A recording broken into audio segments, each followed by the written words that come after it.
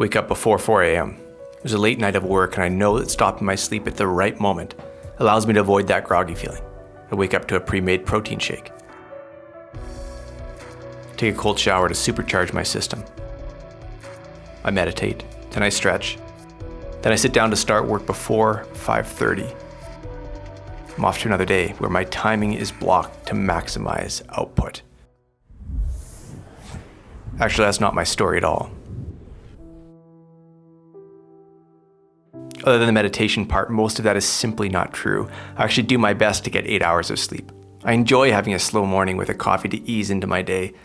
Then I focus deeply on my work for 8 or 9 hours before trying to stop and close my computer and end my workday to have a clear transition to my evening. And despite all these obvious moments where I could push to be more productive, I like my life. I feel grateful in what I do, and in fairness, I don't feel unproductive at all. I've helped launch and build a great business and a not-for-profit.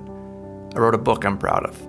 Travel the world for work and play. I love my wife, teach executive leadership and strategy, and have stayed mentally and physically fit for the better part of 2 decades. It's not everyone's ideal for success, but pretty close to mine. And people often think that what I've accomplished has happened because I work on work. It's like my street cred to have this great work life. But it's actually because that hasn't been my true pursuit. That the real goal has always been to try to get as good at life as I can. And work is simply just a big part of that equation. So I actually try to stay away from some of the easy success strategy stuff that gets offered through lots of books and videos. For me, it's just not that helpful. I focus on slower moving content, pockets of wisdom that seem to be nudged forward over time. Because for me, it's not about burning the candle at both ends, grinding at all costs, success that tears life apart. To me, that seems like madness. I'm fascinated by a bigger picture. And this is what I mean. Back in the 1930s, 40s, and 50s, Abraham Maslow, one of the most famous psychologists of the 20th century, was taking on a new kind of study. Instead of studying people as they struggle, he started to study people who had unusual success. And this was a different path than traditional psychology, which was focused on what can go wrong. He wanted to learn what makes certain people great. He called them exemplary. And 18 of the world's greatest made the cut. And to give you some context, Einstein was one. He wasn't studying the world's richest people or rock stars or entrepreneurs. He was searching for something else.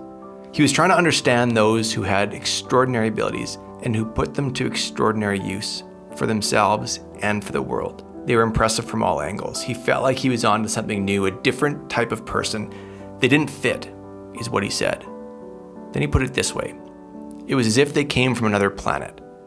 What I knew didn't explain them, and it captures your attention, right? Who was he studying and what was he learning that the rest of us had yet to discover? Now, you've likely heard of Maslow. He developed a famous framework, Maslow's hierarchy of needs, which mapped human experience and needs up to a point. This peak he referred to as self-actualization. And he created this hierarchy after studying this group of 18 people. Because his goal all along, his mission was to explain how people could reach their ultimate potential.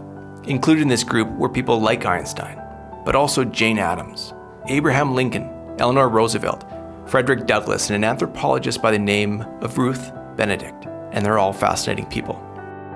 I couldn't help but get caught up in some of their stories. I've been digging through their records and their archives, and it was in doing so that I came across a quote that has transformed my life and lies at the heart of my life pursuit. It helps me avoid getting swept up by the rat race, and this statement has become my true north. It was written by Ruth Benedict, who is said to be the first woman recognized to be a prominent leader of a learned profession. And it sounds crazy to even say that, but it's true. She rose to prominence in the 1920s and 30s, and she was an anthropologist. In fact, Maslow was one of her students. And this quote by Ruth Benedict was found after she passed away. It was scribbled in the top corner of a personal journal.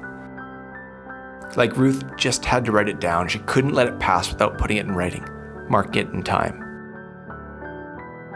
I gambled on having the strength to live 2 lives, one for myself and one for the world. She gambled.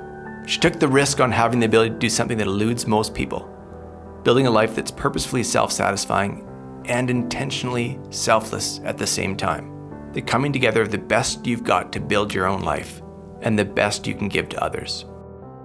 She was talking about finding a single path that aligns your own goals and a purpose much bigger than you. And to me, that's the version of success I've been chasing. I study work, not because of a fascination with work and productivity and achieving more. I teach leadership not because of the title it offers. I create strategies with businesses not because it sounds sophisticated or to simply make them more money. I do all those things because I believe work is what we do in an attempt to build a better tomorrow, and that leadership is how we change the path forward when things aren't working. And strategy is about pinpointing that future. They're simple concepts, but when you see them together, they force you to start asking some critical questions. You may be doing more, but are you doing the right thing? You may be earning more, but is it still serving you and others?